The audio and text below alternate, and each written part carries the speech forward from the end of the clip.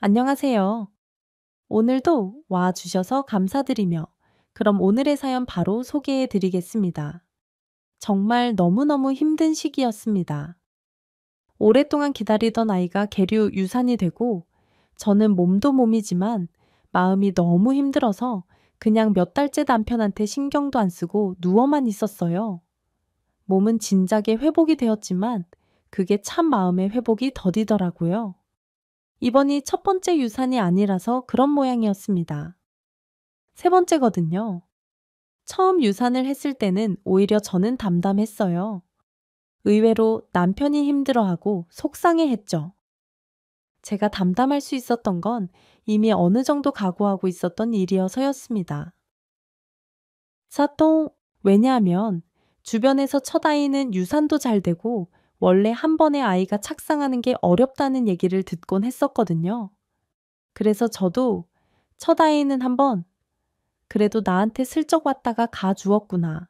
조만간 또 찾아오겠지라며 비교적 쉽게 잊을 수 있었습니다. 두 번째는 조금 힘들더라고요. 왜냐하면 두 번째 아이는 그래도 임신 기간이 첫 번째 아이보다 조금 더 오래 유지되었기 때문입니다. 정말 임신이다.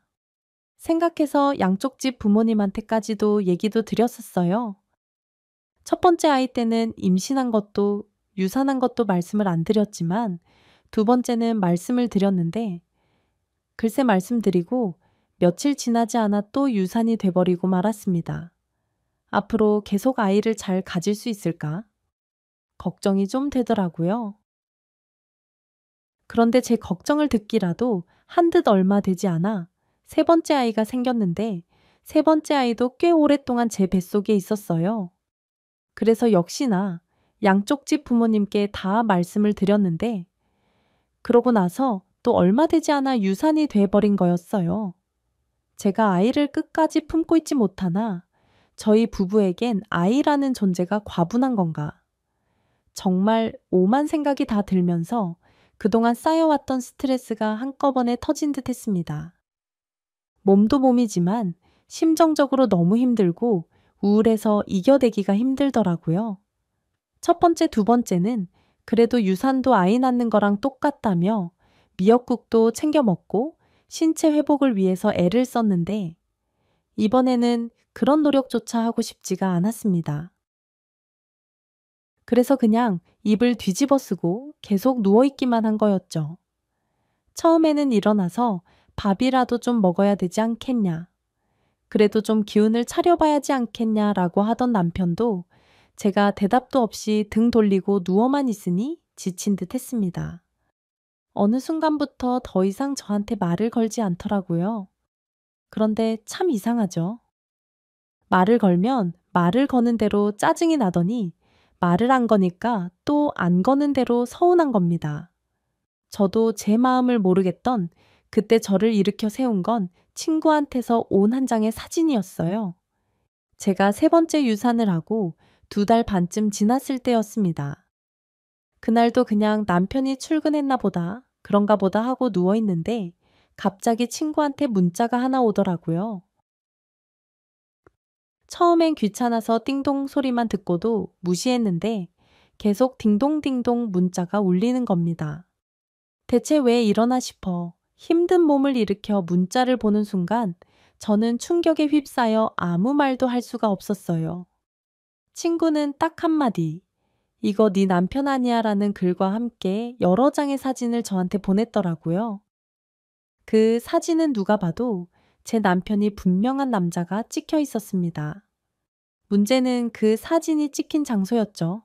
여자들이 나오는 술집이더라고요. 그 술집 안으로 정말 급하게 들어가는 제 남편의 모습이 아주 여러 장 찍혀 있었습니다. 뭐가 그렇게 다급하고 황급한지 표정이 아주 간절함이 묻어나 있더라고요. 마치 지금 이 문을 열어주지 않으면 나는 이 앞에서 할복하겠소. 라는 대사가 어울릴 듯한 아주 애절하고 간절한 표정이었습니다. 친구한테 바로 전화를 했어요. 여기 어디야? 그 너희 집에서 건널목 건너. 조금만 걸어가면 큰 마켓 하나 있지 그 마켓 뒤쪽에 있는 술집이야. 야, 너 알고 있었어? 아니, 몰랐지. 거기 술집이 있다는 것도 너 때문에 알았다. 여기 술집이랑 모텔 완전 몰려 있잖아. 너 앞에 있는 마켓만 다녔구나. 끊어. 네 남편도 참 너무한다. 너 그러고 있는데 끊자고 제가 더 충격적이었던 것은 그 술집이 남편 회사 근처도 아닌 저희 집 근처라는 사실이었습니다. 아니 어쨌거나 사람이 양심이 있고 상도덕이 있지 어쩌면 그렇게 뻔뻔하게 집 앞에 술집을 그것도 여자들 나오는 걸로 유명한 집을 다니는 걸까요? 몇 달 만에 처음으로 침대에서 일어날 에너지가 생겼습니다. 바로 친구가 사진을 찍었다는 그 술집으로 갔죠. 그 앞에는 문구조차 민망한 온갖 미사여구들이 가득한 간판이 붙어 있더라고요. 예쁘고 늘씬한 여자들이 많다나요? 그리고 항상 당신의 마음을 위로해 줄 사람들이 대기하고 있다나요? 제 남편이 이런 곳을 드나든다는 것도 충격이었지만 그 시기가 제가 아이를 잃고 모든 희망을 상실한 채 누워있는 지금이라는 게 더 충격이었습니다. 그 순간 오만 생각이 다 밀려 들어오더라고요. 혹시 아이를 원한 건 나뿐이었던 걸까? 남편은 원하지도 않는 아이, 이렇게 된 거 차라리 잘 됐다고 생각하는 게 아닐까? 대체 나는 무엇을 위해 이렇게까지 열심히 노력하며 살고 있는가? 정말 오만 생각이 제 머릿속을 휘감았습니다. 그렇게 갖은 생각을 하며 멍하게 술집 앞에 서 있는데 그 안에서 여자들이 우르르 나오더라고요. 출근을 하는 건지 퇴근을 하는 건지는 모르겠지만 하나같이 길고 늘씬하고 너무 예쁜 여자들이었습니다. 술 냄새가 가려질 정도로 진한 향수 냄새가 확 끼쳐오는데 저 여자들 중 하나가 남편과 같이 있었을 수도 있다는 생각을 하니 갑자기 분노가 치밀어 올라왔어요. 그런데 참 희한하죠. 누군가의 위로로 제가 회복할 줄 알았더니 누군가에 대한 분노가 저를 더 힘나게 하더라고요. 어떤 방법을 쓰건 간에 제 삶을 찾고 생활을 찾아서 남편을 한 방 먹여야겠다는 생각만 드는 겁니다. 그날 저는 진짜 오랜만에 동네에서 제일 비싼 삼계탕집에 들어가 그 중에 제일 비싼 메뉴를 시켜서 한 그릇을 뚝딱 먹어치웠어요. 같이 주는 인삼죽까지 야무지게 먹고 집에 들어왔죠. 그리고 집에 들어와서 그동안 방치했던 살림살이 싹 걷어치우고 미친 듯이 청소를 하기 시작했습니다. 냉장고도 싹 비우고 소파까지 드러내서 아래를 청소한 후 집안 구조도 다 바꾸었어요. 퇴근한 남편이 집에 들어오다 말고 혼자 너무 당황해서 저를 멍하니 바라보고 있더라고요. 당신 이제 기운 차린 거야. 저한테 기운 차렸냐고 묻는 그 입조차 가증스러워 대답도 하기 싫었지만 일단 지금은 제가 제 삶을 회복하는 게 먼저라는 생각이 들었습니다. 고개를 끄덕였죠. 언제까지 누워있을 순 없으니까 나도 이제 제정신 차려야지 바보같이 살 수는 없잖아. 아이고, 아이를 잃은 게 왜 바보 같은 짓이야. 그런 생각 말라니까. 그리고 아이는 우리한테 또 찾아올 거야. 그래, 과연 찾아올까? 이런 엄마 아빠한테 이런 엄마 아빠라니 당신이랑 내가 어때서? 아니 그냥 문득 아이가 우리를 부모로서 좋아할까 싶은 생각이 들어서 아니야. 신경 쓰지 마. 아직 내가 기분이 다 회복되지 않아서 그런가 봐. 저로서는 뼈 있는 말이었지만 남편은 그냥 아무런 대답을 하지 않더라고요. 아마 제가 아직도 마음이 좋지 않아 가시돋친 말을 한다고 생각하겠죠. 피하는 게 상책이라고 판단했는지 조용히 옷을 갈아입고 제가 청소하는 걸 돕더라고요. 제 진심은 아이가 잘못되어서 아내가 누워있는데 술집 쫓아다니는 그런 아빠 아래서 아이가 태어나고 싶겠냐라는 뜻이었는데 말입니다. 그 멍청한 남자는 제 말의 뜻을 알아듣지 못하더라고요. 오히려 저를 걱정한 친구들한테서 엄청나게 문자가 날아왔습니다. 괜찮냐서부터 시작해서 저한테 그 사진을 보낸 친구를 비난하는 아이들도 있더라고요. 몸도 힘들어서 누워있는 애한테 뭐하러 그런 걸 보냈냐라고 말이죠. 그 문자가 저를 더 비참하게 하고 더 화가 나게 했습니다. 다른 친구들에게 나발을 보내도 미웠고 그걸 빌미로 저한테 이런저런 위로를 건네는 것도 솔직히 좀 가짠게 느껴졌어요. 안 그래도 다들 미혼인데 저 혼자 결혼하고 애매한 벽이 있는 것 같다라는 생각을 했는데 이런 상황이 되니 그 벽이 더 확 느껴지더라고요. 그래서 제가 친구들한테 그랬습니다. 아냐, 오해였어. 그냥 거기서 회사 상사가 서류 좀 받으러 오라고 해서 그런 거더라고. 아, 정말 얘 너무 다행이다. 그래, 그런 건 그냥 꽁 하지 말고 바로 말하고 푸는 게 좋아. 잘했네, 우리는. 또 네 성격대로 꽁하게 마음에 담아두고 말 안 하고 고민할까 봐 잘했어. 잘했어. 나 이제 그렇게 혼자 마음에 담아두지 않아. 근데 너희 나랑 같이 좀 놀아주지 않을래? 나 몇 달을 집에만 틀어박혀서 숨만 쉬었더니 너무 답답하다. 좀 놀자. 친구들은 어떡하든 저를 위로할 구실이 생기니 얼른 날부터 잡자고 자기네들이 더 신이 나서 움직이기 시작했습니다. 제가 친구들한테 신나게 놀 수 있는 곳으로 가고 싶다고 했거든요. 너무 정적인 곳 말고 차라리 정신 빠지게 시끄러운 곳을 원한다고 말이죠. 자기네들만 믿으라는 친구들 말에 며칠간 설레면서 기다렸어요. 그로부터 며칠 후 저는 정말 화려한 옷을 입고 안 하던 액세서리도 듬뿍 달고 끼고 친구들을 만났습니다. 그리고 정말 십수년 만에 춤추는 나이트를 가게 되었어요. 제가 친구들 중에서는 조금 결혼을 일찍 한 편이라 다른 애들은 결혼한 애들이 아무도 없고 저만 결혼을 한 상태였거든요. 사실 남편을 두고 나이트클럽을 간다는 것 자체가 그동안은 조금 미안하고 마음에도 걸리는 일이어서 친구들이 가자고 꼬실 때마다 거절을 하곤 했습니다. 그런데 남편이 여자 나오는 술집 다니는 마당에 저라고 나이트클럽 가지 말라는 이유가 있겠어요.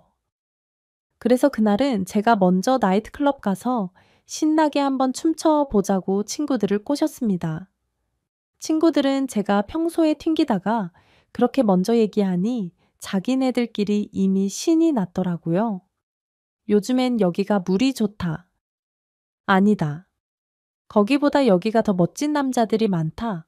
어차피 눈욕이라도 할 거 멋진 남자들이 있는 곳으로 가자. 등등 아주 갈 곳 고르는 데만도 한 세월이 걸렸습니다. 결국 비싼 곳으로 가서 제대로 놀자는 결론을 내면서 제가 마음 먹었을 때 좋은 데 가야 한다고 저를 끌고 가더라고요. 저는 어디를 가든 상관은 없었어요.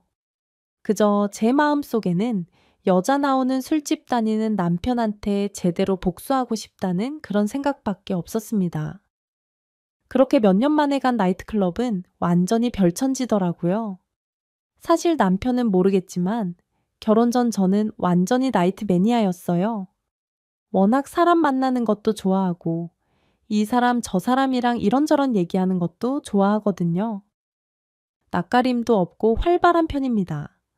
그래서 나이트클럽 가서 이 사람 저 사람이랑 춤추면서 즐기고 다 같이 단체로 열 맞춰 놀고 술 마시고 시끄럽게 떠들고 노는 거 너무너무 좋아했어요. 그랬던 제가 남편을 만난 친구들 중 가장 먼저 결혼한다고 했을 때 제 친구들이 하나같이 저를 보고서 걱정한 건 그거였습니다. 너 이제 나이트클럽 못 가서 어떡하냐. 그러게 하루라도 나이트클럽 안 가면 입안에 가시가 돋히는 앤데 나이트클럽도 못 가고 놀지도 못하고 아이고 좋은 시절 다 갔네. 무슨 소리야. 결혼해서도 충분히 놀 수 있어. 나 그런 사람 아니야. 친구들한테 당당하게 그렇게 얘기는 했지만 결혼하고 나서 나이트를 다닌다는 것 자체가 그다지 쉬운 건 아니더라고요. 게다가 저하고 남편 사실 스터디하면서 만났거든요. 제 남편 정말 유교 경전이 사람으로 변한다면 이런 모습이 아닐까 싶을 정도로 FM인 사람입니다. 차라는 아마 제가 나이트 죽순이었다는 사실을 알면 저랑 결혼 안 했을 수도 있어요. 왜 그런 데 가는지 모르겠다고 생각하는 사람일 테니깐요. 그런 모습을 감추고 결혼을 하니 사실 결혼 생활 내내 좀 속이 답답하긴 했습니다. 제가 노래방 가서 탬버린을 옆구리에 끼고 흔들기만 해도 대체 그런 건 어디서 배웠냐며 깜짝 놀라 포복 절도하는 사람인데 제가 나이트클럽에서 휴지머리에 두르고 살풀이 춤췄던 과거가 있는 사람이라는 걸 알면 아마 제 남편 기절할지도 모르겠어요. 어쨌건 결혼하고 나서 자의 반타의 반으로 딱 끊었던 나이트클럽에 가서 리듬에 몸을 맡기고 있자니 정말 살 것 같더라고요. 너무너무나 행복했습니다. 정말 시끄럽고 모두가 취해서 흐느적거리는데 오히려 그렇게 정신없는 곳에 있다. 보니 제가 생각했던 마음 아픈 상황들이 떠오르지 않는 신기한 경험을 하게 되었어요. 그래서 너무 신나서 약간 정주를 놓았다고나 할까요? 신나게 흔들어대며 춤을 췄습니다. 친구들이 옆에서 너 좀 정신 차려라 이런 말을 하건 말건 흔들어 제키기 시작했어요. 그리고 술도 엄청 마셨습니다. 어느 남자 막지 않고 부비부비 춤도 추고 러브샷을 대체 몇 잔을 마셨는지 모르겠어요. 그리고 그날 저는 필름이 끊기고 말았습니다. 다음날 정말 머리를 누가 도끼로 쪼개는 것 같아서 너무너무 아픈 머리를 붙들고 일어났는데 어라등골이 서늘해지기 시작했어요.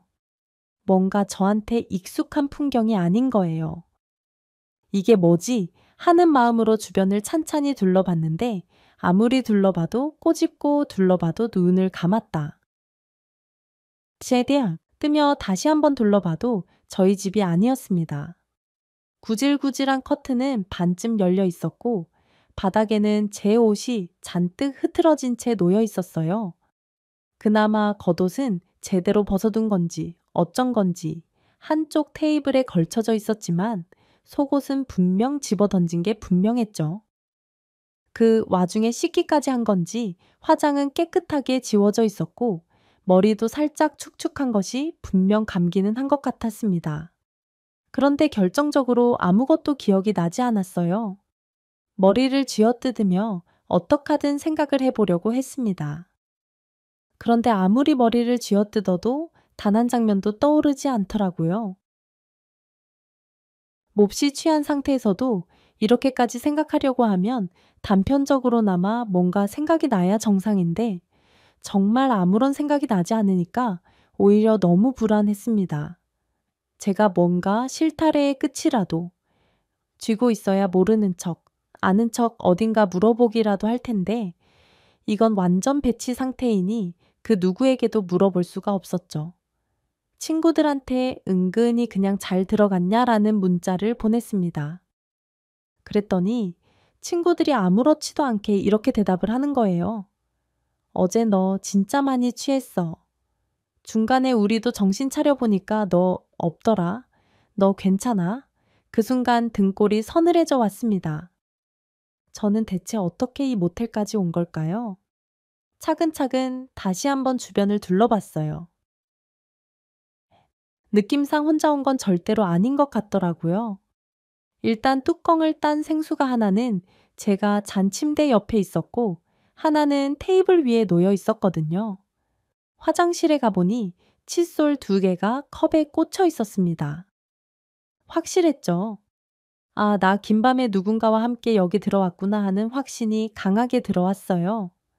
게다가 침대가 축축한 것이 지난밤 상대가 누구였던 간에 둘이 같이 사랑을 나눈 것도 확실했습니다. 그냥 친구처럼 손만 잡고 잔 건 아니라는 거죠. 숙주와는 또 다른 두통이 밀려왔어요. 아, 이 일을 어쩐다. 내가 지금 무슨 짓을 한 거야? 얘네들도 아무리 취했어도 그렇지. 나 좀 챙겨주지. 아, 어떻게 이럴 수가 있지. 누굴 원망하겠어요. 제 잘못이죠. 그런데 상황이 이렇게 되고 나니까 대체 남편한테 뭐라고 해야 될지, 아니, 남편한테 제가 말을 해도 되는 건지조차도 모르겠더라고요. 그 어떤 것도 판단이 되지 않았습니다. 마음 한편으로는 여자 나오는 술집 다니는 남잔데 나라고 뭐 이러지 말라는 법 있어 라는 합리화가 올라왔지만 다른 한편으로는 제 남편이 그 술집 여자랑 잔 건 아닐 수도 있잖아요. 그런데 저는 뭔가 원나잇을 분명한 것 같거든요. 기억이 안 나서 문제죠. 일단은 그 끔찍한 곳에서 빨리 벗어나야겠다는 생각이 들었습니다. 부지런히 옷을 챙겨 입고 나왔어요. 그리고 모텔 프론트에 있는 사람한테 슬그머니 물어봤습니다. 혹시 어제 제가 누구랑 왔나요? 그랬더니 모텔 프론트에 있던 분이 저를 보며 씩 웃더니 그러는 거예요. 그래도 정신 차리셨네. 정신 못 차리실 것 같아서 이따 밤까지 못 일어나시면 이거 어떻게 해야 되나 고민하고 있었는데 그 정도로 제가 취했었어요. 완전 인사불성이었어요. 같이 오신 남자분 등을 툭툭 때리며 오늘 나를 가만두지 말아야 한다. 나 그냥 잡으면 내가 더 가만두지 않을 거다. 협박도 하시던데 나 남자랑 왔어요. 어떤 남잔데요? 글쎄요, 그냥 남자 되게 평범하게 생기신 남자분이었는데 왜요? 뭐 안 좋은 일 있으셨어요? 제가 볼 때는 두 분이 뭐 억지로 끌려오고 뭐 그런 분들은 아니었던 것 같은데 아니요. 억지로 뭐 그런 건 아니고요. 일단 알겠습니다. 그러면 그분이 돈 내신 거예요. 네, 아이. 그리고 혹시 못 일어나서 늦게 가실 수도 있다고 저희한테 숙박비보다 조금 더 주고 가셨어요. 한 두세 시간 좀 더 쉬었다 가셔도 되는데 좀 더 쉬었다 가셔도 돼요. 해장국 시켜드릴까요? 아유, 아닙니다. 감사해요. 직원은 저한테 친절하게도 그 사람이 돈을 더 내고 갔으니 더 쉬었다 가라는 얘기를 하더라고요. 그런 걸 보면 아주 이상한 사람은 아닌 것 같은데 어쨌거나 저는 마음이 너무 불편했습니다. 남편한테 전화를 해야 하는데 전화도 못 하겠더라고요. 차마 뭐라고 말을 시작해야 될지 모르겠는 거예요. 그런데 그때 제 머릿속에 든 생각이 하나 있었습니다. 남편이 오늘 새벽같이 출장을 간다고 했었거든요. 그래서 어제 집에 안 들어오고 기차역 근처에서 자고 첫 차를 타고 출장을 간다고 했던 게 생각났습니다. 차라리 잘 됐다 싶더라고요. 그렇다면 어제 그 사람도 집에 안 들어왔을 테니 제가 집에 안 들어간 거 모를 거 아니에요. 이거는 완전히 말을 안 하고 가만히 있는 게 낫겠다 싶은 생각이 들었습니다. 그렇다면 어제 저의 행적을 조금이라도 알기 위해 친구들한테 물어보는 수밖에 없었죠. 어제 제가 모텔에 왔다는 사실은 말 안 하고 친구들한테 슬그머니 탐문 수사를 하기 시작했습니다. 그랬는데 다들 너무 취해서 제가 언제 사라졌는지 모르겠다는 거예요. 그러면서 저한테 혹시 기억 안 나는 거냐? 너 어디 갔는지 모르는 거냐? 그럼 혹시 지금 집이 아니냐라고 물어보더라고요. 오히려 친구들은 저한테 계속 기억 안 나냐는 얘기만 하더라고요. 너무 답답했어요. 제가 기억이 나면 애들한테 그렇게 묻겠어요. 셋데이. 하지만 기억이 안 난다고 하면 뭔가 설명의 해명까지 해야 할 게 너무 많아질 것 같아서 그냥 얼버무리는 수밖에 없었습니다. 기억이 안 나긴 그냥 너희한테 한 번 더 확인하고 싶어서 그랬지. 어제 제대로 놀긴 놀았나 보다 그런데 뭐가 마음도 복잡하고 그러네 확인은 뭐래. 그냥 네가 느끼고 생각한 그대로야. 복잡할 게 뭐 있어 그냥 좋으면 좋은 거고 싫으면 싫은 건데 어제 너는 좋아 보였어. 좋아했고 그럼 된 거 아니야? 대체 뭘 좋아했고 좋아 보였는지 뭘 느낀 건지도 기억이 안 났는데 그렇게 말하니까 더 답답하더라고요. 점점 더 저의 그날 행적은 미궁에 빠졌습니다. 대체 얘네들이 뭘 알고 뭘 받길래 저한테 말을 안 해주는 건지 정말 미치겠더라고요.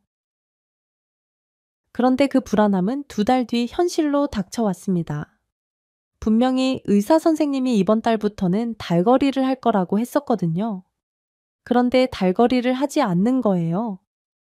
뭔가 이상이 생겼나 보다 싶어서 병원을 찾았는데 의사 선생님이 너무나 화난 얼굴로 그러시는 겁니다. 아이고, 천사가 잠깐 갔다가 다시 왔나 보다 축하해요. 네, 그게 무슨 말씀이세요? 임신이야 아주 극초기 임신. 그런데 아기 위치도 좋고 각종 검사 수치도 정상이고 이번에는 우리 한번 잘 지켜나가 봅시다. 응? 갑자기 머릿속이 땡하고 종이 울렸습니다. 아니 임신이란요. 미치겠더라고요. 저 나이트 갔던 그날부터 남편과 잠자리도 거의 하지 않았거든요.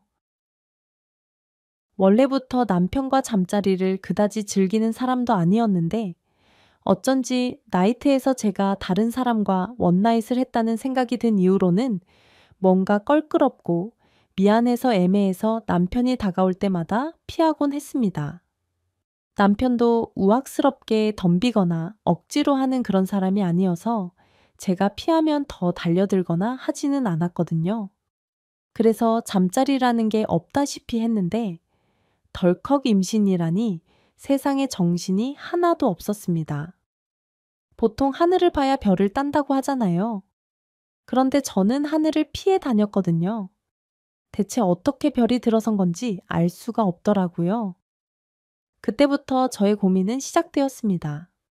임신 사실을 대체 어떻게 알려야 하며 이 아이가 혹 당신의 아이가 아닐 수도 있다는 걸 남편이 알게 되면 어떡하지라는 생각에 너무너무 힘들더라고요. 그렇게 병원에서 심각하게 돌아온 날이었어요. 제가 미안한 마음에 평소와 달리 말도 좀 예쁘게 하고 애교도 부리니까 남편 마음이 말랑말랑해진 모양이더라고요. 남편이 슬그머니 저한테 다가오는 게 아니겠어요. 할 수 없다. 오늘은 정말 적극적으로 남편과 사랑에 임해야겠다라는 생각이 들었습니다. 극초기 임신이긴 했지만 이때쯤 임신 타이밍은 다들 잘 모른다고 하니 어떡하든 남편과 함께하는 시간을 만들어야겠다는 생각뿐이었어요. 그렇게 저희는 몇 달 만에 함께 잠자리를 하고 저는 그로부터 몇 주 뒤 남편에게 조심스레 임신 사실을 알렸습니다. 근데 정말 제가 미안해서 어쩔 줄을 모르겠는데 게 제 임신 사실을 듣고 남편이 그 자리에서 다리를 뻗고 우는 거예요. 다 큰 남자가 그렇게 펑펑 울 수 있다는 것을 저는 처음 알았습니다. 고마워, 고마워. 자기야, 나 진짜 너무너무 아이 갖고 싶었어. 그런데 우리 아이 그렇게 하늘나라로 가고 당신 누워 있는데 내가 너무 밉더라. 나보다 더 힘들 당신이 그렇게 누워 있을 때 아무것도 못해 주는 내 자신이 원망스러워 죽고 싶었어. 차라리 당신이 나한테 막 화를 내고 신경질 내고 짜증을 내줬으면 좋겠더라고. 그러면 내가 받아주면서 마음이 편했을 것 같은데 당신은 착하게도 혼자 누워서 끙끙 앓으며 이겨냈잖아. 그 마음이 가늠이 안 돼서 너무 미안하고 또 미안했어. 그런데 이렇게 또 임신 사실을 알려줘서 정말 너무 고맙다. 나 진짜 너무 행복하다. 그러면서 저를 안고 펑펑 우는데 저는 정말 미치는 줄 알았습니다. 이렇게 착한 남자한테 내가 지금 무슨 짓을 저지른 건지 마음이 암담해져 오더라고요. 그리고 저는 그날부터 뱃속의 아이도 아이지만 오직 남편을 위하며 남편을 돌보며 살기 시작했습니다. 사실 남편이 좀 새벽같이 출근하고 저녁에 일찍 들어오는 직업이거든요. 그런데 저는 아침잠이 많은 사람이란 말이죠. 보통 남편이 알아서 빵이건 뭐건 챙겨 먹고 나가고 저는 늦음하게 일어나서 아침 겸 점심을 먹곤 했어요. 당연히 남편의 아침밥을 제대로 차려준 적이 별로 없었죠. 그런데 임신을 알린 그 다음 날부터 제가 얼마나 남편 아침밥을 열심히 차려내는지 모릅니다. 남편이 임신도 해서 힘들 텐데 무슨 아침밥까지 차려주냐고 너무나 황송해 했지만 저한테 아침밥 따위는 문제가 아니었어요. 일단 남편한테 미안한 마음에 뭐라도 해야 했거든요. 제 하루 일과는 입덧으로 낮에는 내내 고생하며 외글거리면서 누워있고 아침에는 새벽같이 일어나 남편의 아침밥을 챙기는 것으로 나누어졌습니다. 남편이 출근을 하면 집안을 깨끗하게 정돈하고 남편이 집에 들어오면 어떡하든 마음 편하게 집에서 쉴 수 있게 오만 애교를 다 부리며 남편의 기분을 행복하게 해주는 것. 그게 저의 전부였어요. 속도 모르는 남편은 뱃속에 있는 아이가 복덩이라며 너무 행복해 하더라고요. 참, 남들은 아이 가지고 나면 힘들어서 남편을 달달 볶고 뭐 사와라, 뭐 사와라 한다는데 우리 복덩이는 아빠 편이라 이렇게까지 엄마를 변하게 했다며 좋아하는 거 있죠. 타들어가는 제 속도 모르고 아이와 저에게 고마워하면서 간절히 출산을 기다리더라고요. 정말 가시방석, 가시방석, 이런 가시방석이 따로 없었습니다. 게다가 친구들도 너무 자기 일처럼 기뻐하면서 그날 나이트클럽이 전환점이 됐다는 둥. 역시 사람은 현실에서 벗어나 행복한 걸 찾아서 해야 일이 풀린다는 둥 속도 모르는 소리만 해 대더라고요. 제가 그 나이트클럽이 전환점이 됐다는 얘기를 듣고 얼마나 가슴이 철렁해지는 줄 아세요?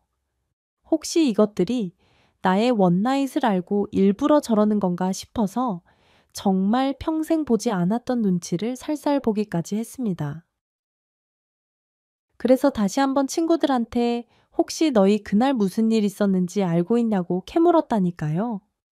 그런데 하나같이 다 제가 그때 술에 취해서 사라졌고 자기들도 정신 차려보니 다 나이트 근처에서 노숙자처럼 앉아 있었다. 뭐 이런 얘기들만 하니 정말 답답하기만 했습니다. 제가 바랄 건 하나밖에 남지 않았어요. 그저 아이가 B형 남편과 같은 혈액형인 B형으로만 나타나 줬으면 좋겠다는 거였죠. 검사했는데 혈액형이 이상하면 그때부터 저의 지옥은 시작될 거니까요. 저도 P형이고 남편도 P형이라 다른 혈액형이 나오기가 어렵거든요. 만약에 이상한 혈액형이 나오면 그때부터 저의 인생은 종착역을 향해 갈 수밖에 없는 거였습니다. 점점 배가 불러올수록 저의 불안감은 커졌어요. 오죽하면 꿈도 제가 아이 데리고 쫓겨나서 아이와 함께 노숙하는 그런 꿈을 다 꿨다니까요. 그 꿈을 꾸고 벌떡 일어나서 헉헉거릴 때마다 아니 왜 잠 많은 남편은 잠기 밝게 그때마다 일어나는 걸까요? 사실 제가 임신 전에는 한 번 잠들면 누가 업어가도 모를 정도로 푹 차는 사람이었거든요. 오죽하면 제가 성질이 나서 발로 차도 소리만 낼 뿐 일어날 줄 모르는 사람이었습니다. 그런데 제가 임신한 다음부터는 바스락 소리만 나도 벌떡벌떡 일어나는데 그게 또 너무 부담되고 미안한 거예요. 제가 악몽을 꾸고 일어나면 저보다 먼저 정신 차리고 저를 꼭 안고 토닥여주는데 정말 미치겠습니다. 차라리 모른 척 코 골고 자는 척이라도 했으면 좋겠는데 세상 다시 없는 사랑꾼처럼 저를 안고 뱃속의 아이를 쓰다듬으며 이러는 거 있죠. 어떤 일이 있어도 아빠가 지켜줄 거야. 아빠는 우리 아기 사랑해. 아빠는 엄마하고 우리 아기를 위해서 살 거야. 우리 복덩어니 얼른 건강하게 나와서 아빠한테 와줘야 돼. 아빠는 우리 복덩이 하루하루 기다린다. 얼른 나와서 아빠랑 손잡고 여기저기 많이 보러 다니자. 그 얘기를 들을 때마다 정말 제 마음은 가시밭길 그 자체였습니다. 몇 달 전 그때로 다시 돌아간다면 저는 지금 그때와는 다른 선택을 했을 것 같아요. 오히려 남편한테 성질을 내면서 화를 내는 게 나을 뻔했습니다. 네가 어떻게 나한테 이럴 수 있냐며 물건을 집어던지고 나는 아이 잃은 것 때문에 상처받고 속상해서 이렇게 누워있는데 네가 어떻게 여자 있는 술집을 들락거릴 수가 있냐며 멱살을 잡는 게 나았을 거라는 거죠.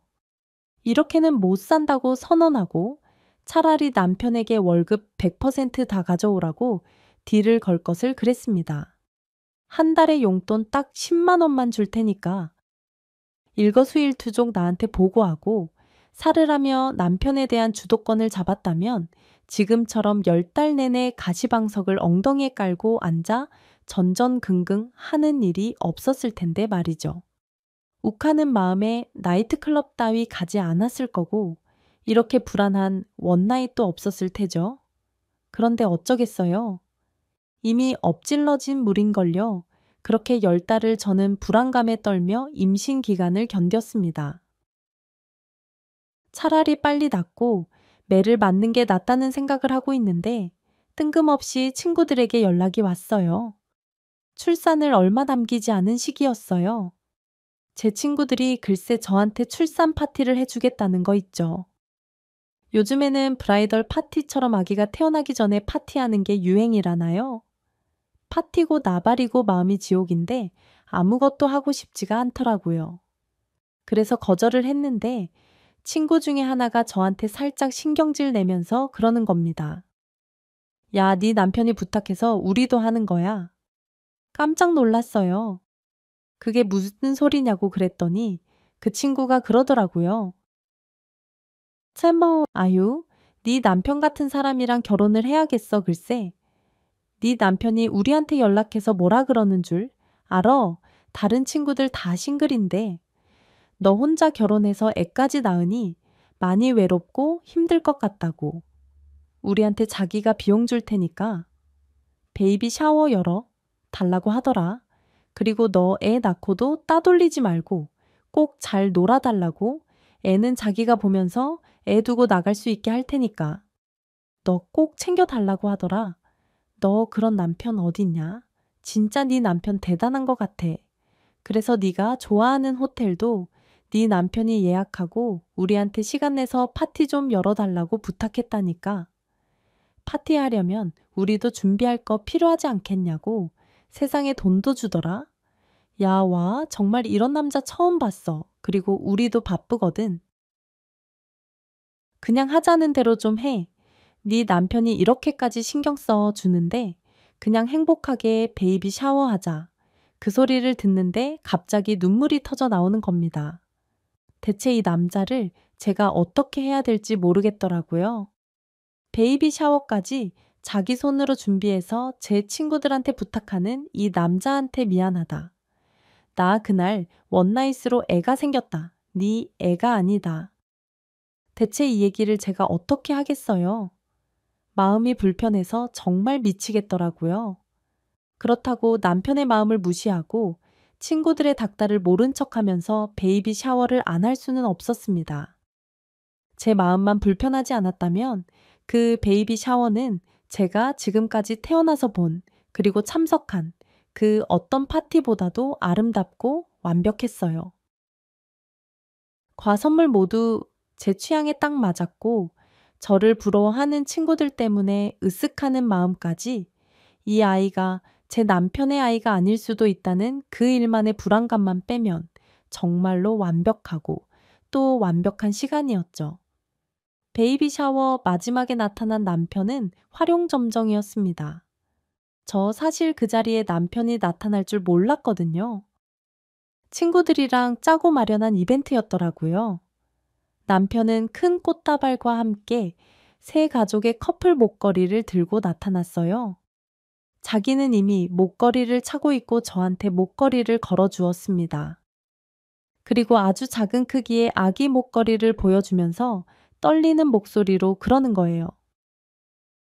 샘베이, 이 목걸이가 세 사람을 서로 연결하는 것처럼 우리 세 식구 언제까지나 함께 행복하게 살자. 사랑해, 정말 많이 사랑해. 그러면서 무릎 꿇고 프러포즈처럼 얘기하는데 눈물이 터지고 말았습니다. 다들 제가 감동해서 우는 줄 알았겠지만 사실 저는 너무 불안하고 무섭고 미안해서 터진 눈물이었어요. 아니, 이 사람 왜 이렇게까지 하는 건가 싶었죠. 친구들이 모두 부러워서 한마디씩 하더라고요. 야, 우리 네 남편 때문에 눈 높아져서 이제 남자 만나기 글렀어. 그러게 모든 기준이 네 남편이 돼가지고 앞으로 누굴 만나도 눈에 들어올지 모르겠다. 네 남편 정말 장난 아니다. 아니, 너는 왜 대체 네 남편이 쌀쌀맞다고 한 거야? 그러게 무뚝뚝하다며? 야, 저게 무뚝뚝한 거면 다른 남자들은 뭐 장승이냐? 너무 스윗하고 너무 멋있으셔. 세상에 너무 완벽한 거 아니야.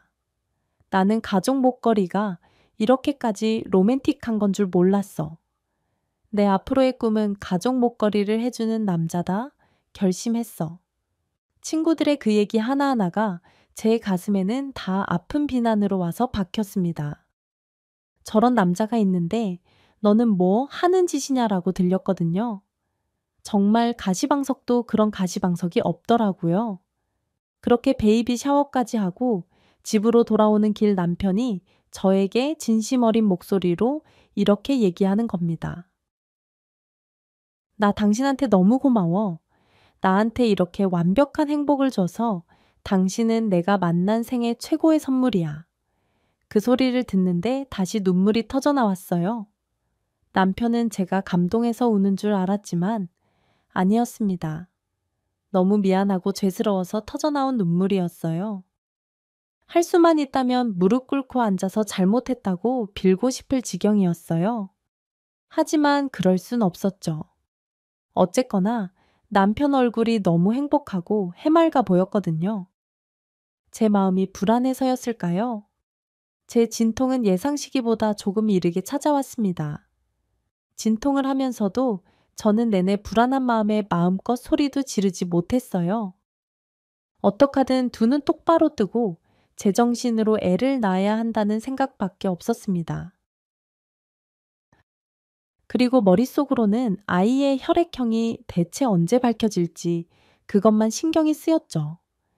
그렇게 아이가 태어났습니다. 너무나 잘생기고 듬직한 아들이었어요. 그런데 아들 얼굴이 제가 그렇게 보고 싶어서 그런 건지 아니면 진짜인지 몰라도 남편과 꼭 닮은 겁니다. 일단 마음으로는 안심이 되었어요. 얼굴이 완전 다른 얼굴이 아니라 다행이다라는 생각이 제일 먼저 들었거든요. 남편 안 닮았으면 진짜 그것도 큰일 날 뻔했는데 말이죠. 저 솔직히 말하면 그것도 걱정이었거든요. 그날 나이트클럽에 외국인이 엄청 많이 있었습니다. 그리고 저도 술 먹고 외국인이랑 안 되는 영어로 혀 짧게 이런저런 얘기를 나눴던 거는 기억이 나거든요. 그래서 혹시나 제 뱃속에 외국인 아이가 들어있으면 어떡하나라는 걱정도 안 한 건 아니에요. 딱 나았는데 곱슬머리에 까만 피부면 어떡하나, 노란 머리에 파란 눈이면 어떡하나, 그게 너무 겁이 났습니다. 그런데 다행히 아이는 10발가락, 10손가락 다 가지고 있고 까만 머리 까만 눈게다가 언뜻 보면 남편을 닮은 것도 같은 외모를 가지고 태어나 준 거죠. 일단은 너무 고맙더라고요. 그렇게 아이를 안고 어르고 아이의 혈액형 결과가 나오기만을 기다렸습니다. 그런데 놀랍게도 혈액형도 제가 원하는 대로 BH형인 거예요. 일단 대놓고 의심받을 일은 없겠다 싶은 생각에 마음이 조금 편안해져 왔습니다.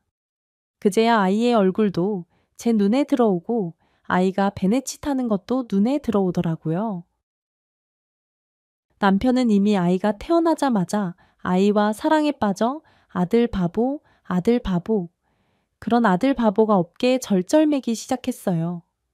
조리원에서 마음도 추스르고 몸도 추스리고 앞으로 어떻게 해야 될지 생각도 좀 정리를 하고 태어난 후 몇 주가 지났을 무렵이었습니다. 아이 100일이 다가올 때쯤 친구들이 집으로 출산 선물을 가지고 찾아왔어요. 그리고 친구들이 아이를 보고 이구동성으로 얘기하더라고요. 세상에 아빠 판박이다. 얘 그러게 어쩜 이렇게 아빠랑 똑같이 생겼어. 야, 역시 그날 그 복분자가 일을 했네. 일을 했어. 맞아. 그 복분자 칵테일이 신의 한 수였어. 친구들의 말을 들으며 뭔가 의아한 생각이 들었습니다. 그래서 제가 그게 무슨 소리냐고 물었죠. 그게 무슨 소리야? 복분자 칵테일이라니. 그제야 친구들이 빙글빙글 웃으면서 저를 보고 얘기하더라고요. 이제 저기 선녀 날개옷 돌려줘도 되는 건가? 그러게 우리 이제 그날의 진실을 한번 밝혀봐. 그게 무슨 소리냐니까? 그날의 진실이라니. 말도 마. 너 나이트 갔던 날 기억해. 야, 내가 그거 기억 안 난다고. 너희한테 계속 무슨 일이냐고 물었잖아. 그날 너희 무슨 일이 있었는지 기억하는 거야? 친구들한테 들은 그날의 전말은 이랬습니다. 저 그 얘기 듣고 정말 팔다리에 힘이 풀려서 한동안 아무것도 하지 못했어요. 친구들의 말에 의하면 그날 저는 정말 술이 떡이 되게 취했다고 했습니다. 도저히 저를 어떻게 할 수가 없어서 자기네들도 취했겠다. 제 핸드폰으로 남편한테 전화를 걸었대요. 남편이 새벽에 출장을 가야 해서 기차역 옆에 자리 잡고 딱 자려던 참이었는데 친구들의 전화를 받고 허둥지둥 온 겁니다. 그나마 조금 덜 취했던 애가 저를 남편에게 넘기면서 이렇게 말했다고 하네요. 정말 죄송해요. 그런데 너무 우울해해서 저희가 그러면 나이트클럽이라도 와서 춤추고 기분 풀자고 했거든요. 진짜 춤밖에 안 췄어요. 술만 먹고. 근데 이렇게까지 뻗을 줄은 몰랐어요. 저희도 좀 취한 상태라 도대체 어떻게 해야 될지 몰라서 일단 전화드렸어요. 너무 죄송해요. 그랬더니 남편이 이렇게 말했다네요. 아니에요. 감사해요.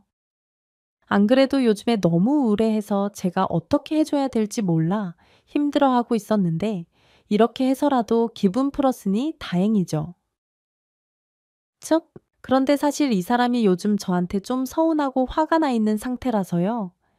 제가 오늘 데리러 왔다는 거 알면 엄청 자존심 상해하고 싫어할 거거든요. 죄송하지만 그냥 친구분들이 이 근처 호텔에 데려다 놓은 걸로 해주시면 안 될까요? 그거야? 저희가 당연히 그렇게 해드리죠. 얘가 성격이 좀 이상한 데가 있어가지고 괜한 자존심 한 번씩 부릴 때가 있어요. 그냥 그러려니 하고 살아주세요. 그래도 우리 친구 잘 부탁드립니다. 아유, 무슨 소리예요? 아닙니다. 오늘 제가 와서 데리고 간 거 꼭 비밀로 해주세요. 저기요, 일단 오셨는데 그래도 급하게 오시느라 목도 마르고 그러실 텐데 이거 맛있어요. 이름하여 복분자 칵테일 또 알아요. 이 복분자 칵테일이 힘을 딱 보태줄지 그러니까 마셔봐요. 한 모금이라도 잠시 망설이던 남편이 복분자 칵테일을 받아들고 단숨에 들이켰다고 하네요. 그리고 저를 업고 나이트클럽 밖으로 나갔다고 했습니다. 이후에 친구들은 혹시 저와 남편이 또 싸울까봐 그날 남편이 저를 데리고 간 걸 비밀로 했던 거였어요. 그래서 제가 집요하게 그날 무슨 일이 있었냐? 혹시 내가 언제 나갔는지 아냐라고 물어봤을 때 그렇게 다 같이 자기네들도 술에 취했다고 둘러댄 거였습니다. 끝까지 아무것도 보고 들은 게 없다고 시치미를 뚝 댔던 거죠. 말 잘못했다가는 저희 부부가 또 싸우면서 사내만해할 수도 있다라는 생각을 한 거였어요. 저의 불안함과 그들의 의리가 벌인 총극이었던 거죠. 어쨌건 남편은 저를 그 모텔로 데리고 갔고 그날 밤 저와 불타는 하룻밤을 보냈던 거였습니다. 나중에 친구들이 가고 나서 남편한테 그날 밤 일을 물었더니 남편이 몹시 아련한 눈빛으로 이러더라고요. 내 인생 최고의 밤이었어. 새벽에 당신을 두고 출장을 가야 되는데 나 정말 진지하게 그냥 이 자리에서 회사 사표 내고 당신과 한 번 더 사랑을 나눌까 고민했어. 이거는 그 정도의 가치가 있는 시간이라는 생각이 들 정도였어. 그럼 그날 모텔에서 나눈 사랑으로 우리 애가 생긴 거네. 나는 당연히 그런 거라고 알고 있었는데 그 이후에 우리가 한 적 별로 없잖아. 그럼 당신은 언제 생겼다고 생각했는데 아이 설마 그날 일이 기억이 안 나는 거야? 아, 아니야. 기억나. 근데 오늘 친구들한테 들으면서 어떻게 모텔을 가게 됐는지까지는 기억이 안 났었는데 당신이 데리러 온 그 장면 그 얘기 들었거든. 모텔 가서 당신이랑 사랑 나눈 건 기억나지? 하이, 그럴 수 있지. 당신 나이트에서는 완전 인사불성이었거든. 아, 맞다. 내가 샤워하고 나오니까 그때 약간 정신을 차린 것 같더라. 내 이름 부르고 너무 힘들다고 울고 나한테 당신이 사과도 하고 그때는 당신이 정신이 든 것 같았어. 정신이 들은 것 같다는 남편의 말을 들으면서도 저는 아무런 기억이 나지 않았습니다. 하지만 그건 정확했어요. 모텔에서 남편이 씻고 나왔을 때 제가 남편한테 미안하다고 하고 사랑한다고 했다는 것. 그래서 남편이 저를 안고 사랑을 나눴다는 것.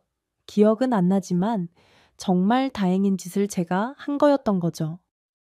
만약에 그때 남편한테 다른 남자 이름을 불렀거나 다른 소리를 했으면 어땠을까? 생각만 해도 모골이 송연했습니다. 뭔가 제 열달이 좀 억울해지더라고요. 그래서 좀 늦은 감이 없잖아. 있지만 남편에게 술집에 대한 얘기를 한마디 해야겠다는 생각이 들었습니다. 나한테 고맙고 좋으면 앞으로 여자 있는 술집은 가지 마. 알았어. 여자 있는 술집 나 그런데 안 다녀. 사람을 뭘로 보고 거짓말하네. 이 사람이 지금 눈 똑바로 뜨고 거짓말하는 거야. 아니야? 나 진짜로 그런 술집 안 가. 세상에서 제일 돈 아까운 게 그런 데 가서 돈 쓰는 건데 거기를 내가 왜 가? 야, 대체 무슨 근거로 사람을 잡는 거야? 남편에게 저는 사진 한 장을 내밀었습니다. 그리고 근엄하게 말을 했죠. 이거 내 친구가 당신이라고 찍어 보냈는데 남편이 자세하게 들여다보더니 갑자기 포복절도를 하더라고요. 와, 사람들 진짜 무섭네. 야, 자, 이 사진 잘 봐. 확대해서 보면 여기 표시 하나 보여. 남편이 손을 짚은 곳에는 몹시 작은 파란 기둥, 빨간 기둥 표시가 하나 있었습니다. 너무 작아서 대체 이게 뭔가 싶었죠. 이 술집 건물에는 말이야. 이 동네에서 유일한 공중 화장실이 있어. 여기로 가지 않으면 1km는 떨어진 곳으로 가거나 길을 건너 마트를 가야 되는데 당신도 알잖아. 그 마트 화장실 사람이 수백 명인데 칸 딱 3개 있는 거 줄 서다가 세월 다 보내는 거기 나 이날 진짜 누가 배를 살짝 누르기만 해도 죄다 쏟아져 나올 판이었거든. 앞뒤 가릴 형편이 아니었어. 무조건 가서 싸야 하는 상황이었다고 그러면 화장실을 갔다는 거야. 아니 그러면 내가 술집을 갔겠어. 이 백주 대낮에 여기 그 시간에 열지도 않을걸? 세상에 나는 당신한테 비밀 없어. 그리고 내가 이런 데 싫어하는 거 당신 알잖아. 근데 난 당신 비밀 몇 개 더 알고 있다. 제가 화들짝 놀라서 남편을 바라봤습니다. 지난 10달 동안 비밀 아닌 비밀 때문에 마음이 지옥 같았는데 남편이 또 제 비밀을 알고 있다니까 등골이 서늘하더라고요. 아, 나 이제 비밀 싫어. 대체 무슨 비밀인데 무슨 비밀을 알고 있다는 거야? 나 당신한테 더 이상 숨긴 게 없는데 그러자 남편이 막 웃으면서 그러더라고요. 내가 당신 처음 본 게 스터디 클럽이라고 알고 있지. 우리 스터디 클럽에서 만났잖아. 아니야? 나 당신 그 전에 본 적 있어. 나를 대체 어디서 봤어? 우리 학교도 다르잖아. 당신 우리 학교 축제 때 놀러 온 적 있잖아. 자기 학교도 아니면서 주점에서 테이블 위에 올라가 춤추는 사람 당신밖에 없었던 거. 알아, 그때 당신이 날 봤다고. 그날 주점에서 파전 붙이던 사람이 나거든. 그리고 나서 며칠 뒤에 친구들한테 끌려서 난생 처음 나이트클럽이란 곳 갔는데 세상에 거기서 당신이 두루마리 휴지 머리에 묻고 양쪽 손에 감아쥐고 춤추고 있더라. 봉산탈 춤도 아니고 살풀이 춤도 아니고 테크노 리듬에 그러고 춤추고 있는 사람을 보자 하니 너무너무 웃긴 거야. 그래서 그때 생각했지. 저 여자 은근 매력 있네라고 말이야. 갑자기 정신이 아득해져 왔습니다. 제가 나이트 다니는 거 숨기려고 결혼하고 그 좋아하던 나이트도 끊고 요조 숙녀처럼 살아왔는데 사실 남편은 결혼 전부터 사실을 알고 있었다는 거잖아요. 더 억울했던 건 그제야 남편이 연애할 때 저한테 계속 떠보듯이 나이트클럽 가고 싶지 않냐? 당신이 가고 싶다면 내가 같이 가주겠다고 한 이유를 알았다는 겁니다. 저는 그때 남편이 저를 시험하는 건 줄 알았어요. 그래서 철저하게 나이트 같은 데 안 다니는 여자인 것처럼 안 갈 거라고 딱 잡아떼거든요. 그 모든 게 너무너무 억울했습니다. 그리고 몹시 허탈했어요. 저의 이 모든 폭풍이 이 사진 한 장으로 시작된 줄 알았는데 사실은 나이트에서부터 사진까지 남편은 평온한데 저 혼자 난리부르스를 쳤던 거였잖아요. 저의 노력 오해로 인한 소갈이가 이렇게 허무하게 끝날 줄은 정말 몰랐던 거죠. 남편은 제가 그 사진을 보며 내내 마음을 꽁하게 하고 있었다는 것 자체를 너무 어이없게 생각하더라고요. 아이고, 말을 하지. 이게 뭐 좋은 거라고 혼자 보고 상상을 했냐. 대체 왜 마음을 담아두고 꽁하게 있어서 스스로 그렇게 고생을 하냐? 맘고생하게 제발 그러지 말라고 몇 번을 말해. 대체 아유, 성격 진짜 그렇게. 저희 10달간의 불화는 너무나 허무하게 마무리되고 말았습니다.